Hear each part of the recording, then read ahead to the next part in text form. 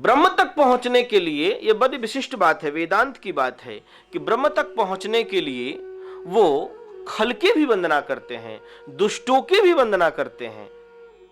यानी अच्छे लोगों से तो प्रेम करना साधारण सी बात है, हो जाएगा, अच्छा का तो बड़ाई कर देना साधारण बात है, पर बुरों को भी बड़ाई कर देना, खराब व्यक्ति को भी, जो बुरा व्यक्ति है उसकी बड़ाई करना, उसको वंदना करना, यह साधारण बात नहीं है, यह बहुत ऊंची बात है।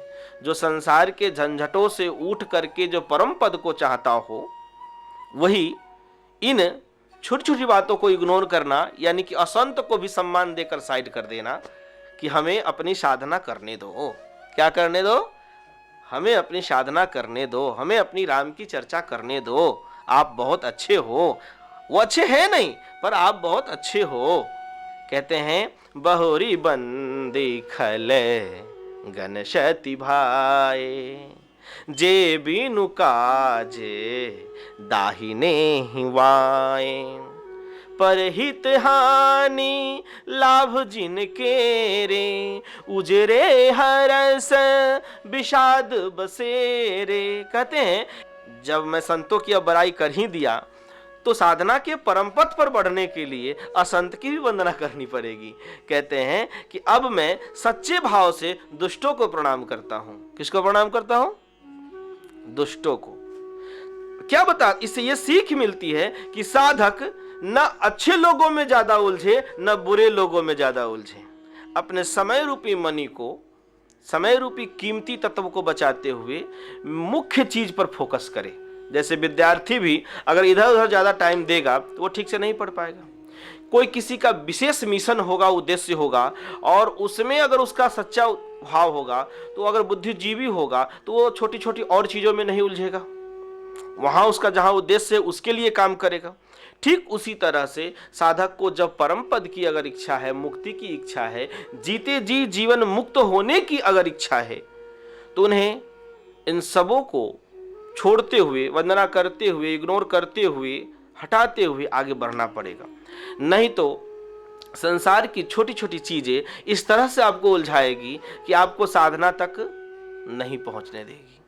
इसलिए कहते हैं कि अब मैं सच्चे भाव से दुष्टों को प्रणाम करता हूं, जो बिना ही प्रयोजन अपना हित करने वाले के भी प्रतिकूल आचरण करते हैं। कि अगर उसका कोई हित करने वाला है तो भी उसके प्रतिकूल आचरण करता है। यानी आप उसका बड़ाई करिए, आप उसके लिए अच्छाई करिए, फिर भी वो आपके लिए बुराई ही करेगा। ऐसे भी लोग समाज में हैं, तो भी उनको अब इग्नोर करके चलिए, नहीं उसके पीछे पड़िए तो फिर आप भी वैसे ही बन जाएंगे। दूसरे के हित जो नहीं चाहता, दूसरे की हानि ही जिनकी दृष्टि में लाभ है, जिनको दूसरों के उजरने में हर्ष है, जो दूसरा उजर जाए उसमें हर्ष है और बसने में विषाद है। बाबू कैसे बस गया, कैसे वो दुमंजिला बना लिया, कैसे चरमंजिला बना लिया, कैसे इतना बढ़िया गाड़ी खरीद लिया, कैसे इतना बढ़िया दुकान कर लिया, कैसे इतना अच्छा उनका सारा चीज होते जा रहा है। तो समझ लीजिए ना, ऐसा अगर जो सोचता है तो वो प्रकृति के सदगति से, सद्विचार से, सद्गुणों से और प्रकृति के सुखों से वो व्यक्ति दूर जाने लगता है। बहुत बड़ी विज्ञान है ये कि जो व्यक्ति जैसे ही दूसरों के लिए जो अहित सोचता है ना, तो सुख से बहुत दूर जाने लगता है।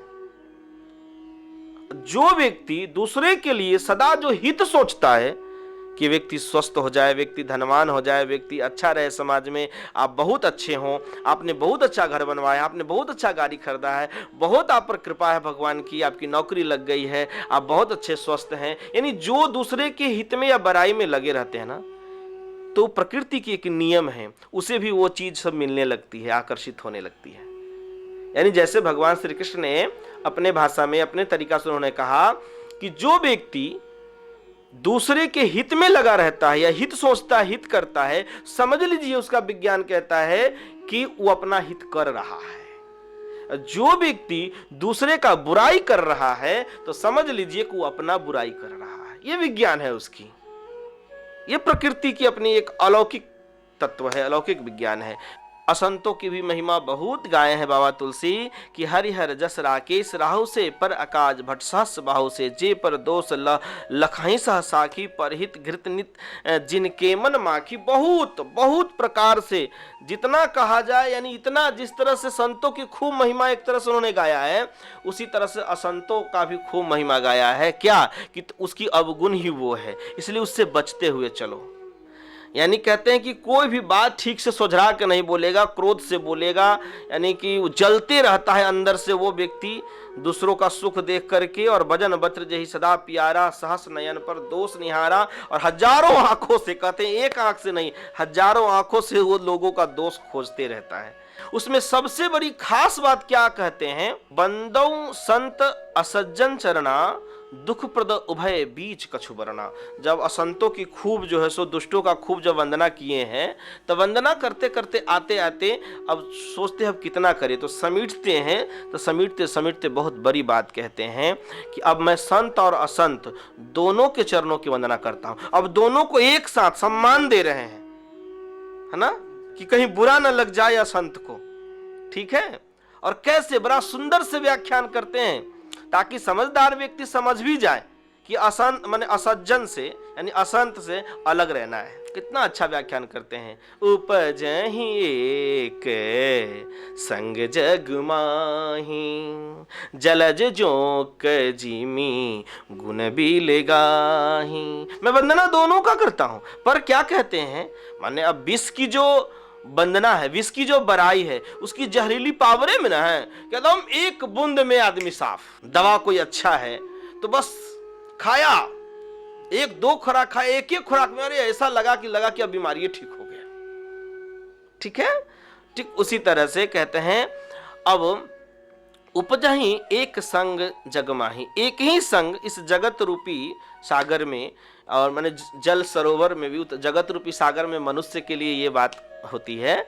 और उनका कहना है जलज जोंक जिमी गुण बिल गाही, कि जलज, जलज जोंक, जलज यानी कमल, जलज यानी कमल, और जोंक दोनों पानी में ही होता है, दोनों कीचड़ में ही होता है।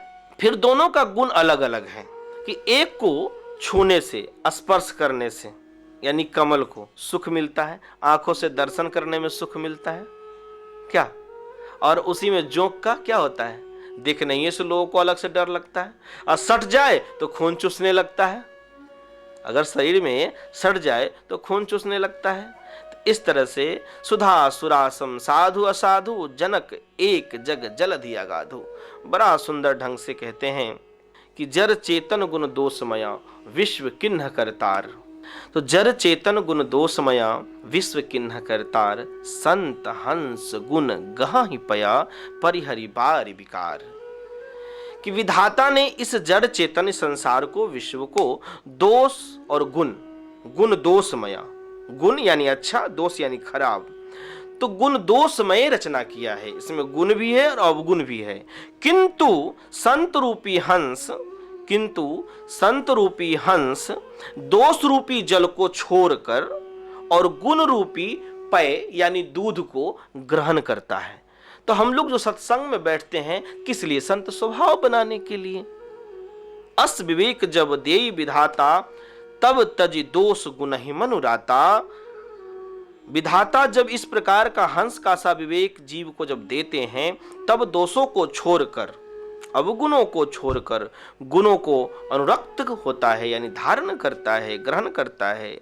काल स्वभाव और कर्म की प्रबलता से भले लोग साधु भी माया के वश में होकर कभी कभी भलाई से चूक जाते हैं। इसीलिए कोशिश करना चाहिए कि हम गलत लोगों का संग ना करें। नहीं तो हम साधु संत भी कभी कभी लोग बुरे लोगों के संगत में गलत कर लेते हैं थोड़ा बहुत।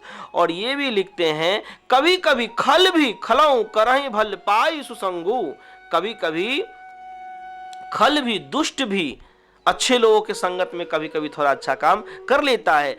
पर खास बात क्या है, मिटई न मलिन स्वभाव अभंगु। पर सचेत रहे कि दुष्ट लोग ज्यादातर दुष्टई ही करेगा। इसलिए सचेत रहें। कभी कभी एक दो भलाई कर दे तो उसको भला ज्यादा ना समझें, उनकी वंदना करके साइड हो जाए। उसी तरह से साधु लोग भी, सज्जन लोग भी, साधु से मतलब केवल वेशभूषा से नहीं है, मैं बार बार कहता हूं, आप सब संत जन है, सज्जन है। जो लोग संत स्वभाव में है सब संत है, सब सज्जन है। तो कहते क्या है कि जो संत गुण वाले हैं उनसे भी कभी अगर धोखा से गलती हो जाती है तो वो क्या करते हैं कि बाद में चलकर अपने वो अवगुणों को, जो गलती उनसे हो जाती है थोड़ी बहुत, तो उनको छोड़ देते हैं। क्या करते हैं?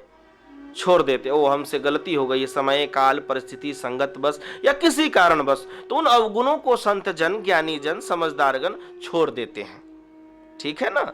यही सबसे बड़ी उपलब्धि है। सब कुछ की वंदना करते हैं, ग्रह भेषज सब कुछ का करते हुए पहुंचते हैं कहाँ? देव दनुज नर नाग खग प्रेत पितर गंधर्व बंदों की नर रजनीचर कृपा करहु अब सर्व।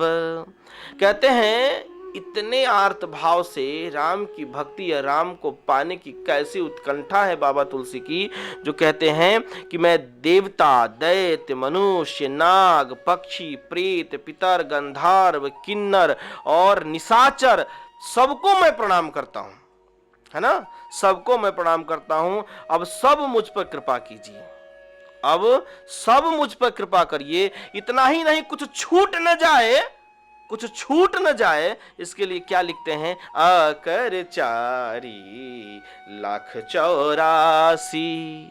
अब 84 लाख जीव को अब कर देते हैं वंदना। ये है भक्ति की प्रकाष्ठा, पहुंचने की परम इच्छा, है ना? 84 लाख की कहते हैं, जाति जीव जल थल नभवासी सिए राम मैं सब जग जानी करओ प्रणाम जोर जुग पानी। यहां तक पहुंच जाते हैं। ये प्रकाष्ठा है कि सपनहु नहीं देखई पर दोषा। जिसे ब्रह्म की प्राप्ति चाहिए वो सपनहु नहीं देखई पर दोषा। क्या करते हैं कि 84 लाख योनियों में 4 प्रकार के जो स्वेदज, अंडज, उद्भिज, जरायुज होते हैं, जिसमें बताया गया है, आप लोग मालूम हो तो बड़ा सुंदर है कि 9 लाख जलचर होते हैं, 30 लाख पशु यानी कि जल में रहने वाले जीव 9 लाख प्रकार के हैं, ठीक है? और 30 लाख पशुओं में हैं, पशु प्रजातियों में 30 लाख जीव हैं, और 20 लाख कहते हैं पेड़ पौधों में प्रजाति है, ठीक है?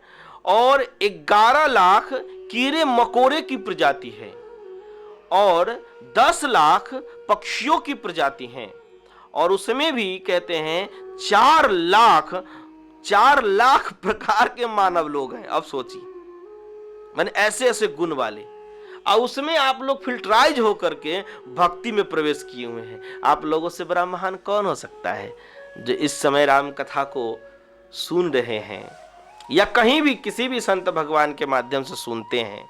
क्या ये साधारण बात तो नहीं है। ये 84 लाख, 30, 9, 20, 11, 10, 80 हो गए, और 4, 84 लाख इस प्रकार से सबकी वंदना कर देते हैं। कहते उसमें भी कभी कहीं छूट न जाए, एक ही बार कर देते हैं, सिया राम मैं सब जग जानी। ठीक है? यानी कि मैं सबको अब सिया राम समझकर, यानी कि ये अब अंतिम प्रकाष्ठा है, जो सब में ब्रह्म दिखने लगे, जिस जीव को, जिस प्राणी को सब में ब्रह्म दिखने लगे, यह अंतिम साधना की प्रकाष्ठा है। जो आप साधना करते हैं ना, ईश्वर सर्वभूतानाम, उस अवस्था में जो जीव पहुंच जाता है कि सब में ईश्वर का वास है, जो सर्वे भवन्तु सुखिनः दया सर्वभूतेषु, सारे जीवों पर दया का भाव, और सब में सबसे बड़ी बात है सिए राम मैं सब जग जानी करऊं प्रणाम जोरी जुग पानी।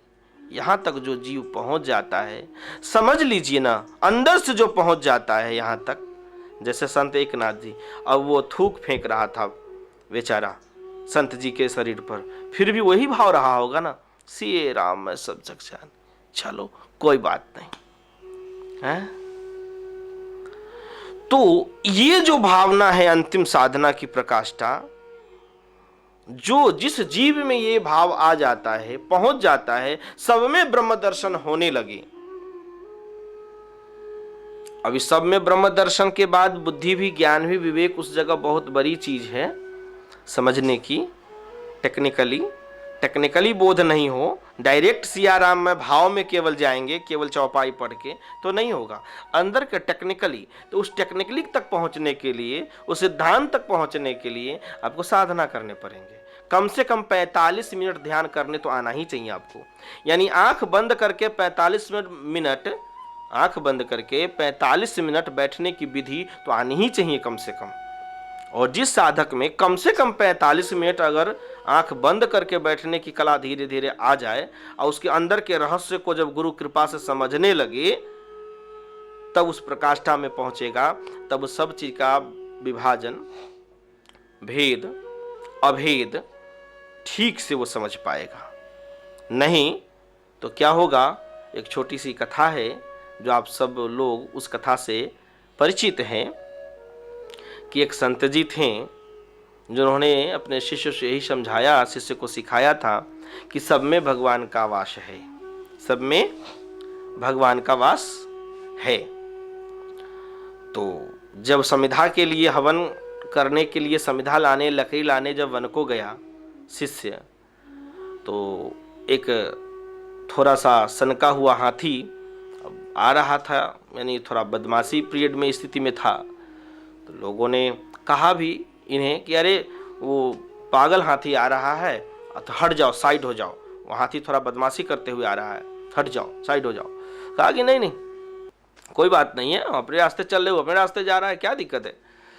और ये हटा नहीं, ये चलते रहा, भागा नहीं, और लोग साइड हो गया, ये साइड नहीं हुआ।